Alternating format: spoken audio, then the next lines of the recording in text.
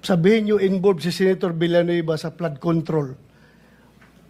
Right here, right now, mag-resign ako sa pagkasenador.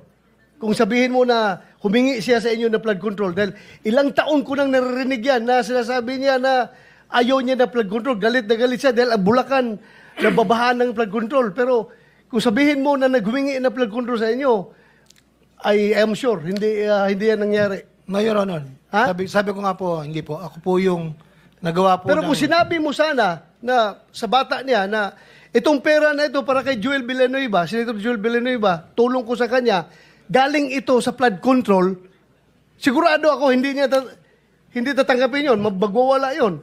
I agree, Your Honor. Kaya hindi ko po sinabi. Hindi ako didipisahan yung kasamahan ko, ha? I agree, Just Your to be honest with you, alam ko yan, galit na galit siya sa flood control si Joel Villanueva. Ilang budget hearing niya dito, siyang pinakamaingay na nag-criticize sa DPWH dahil sa flood control.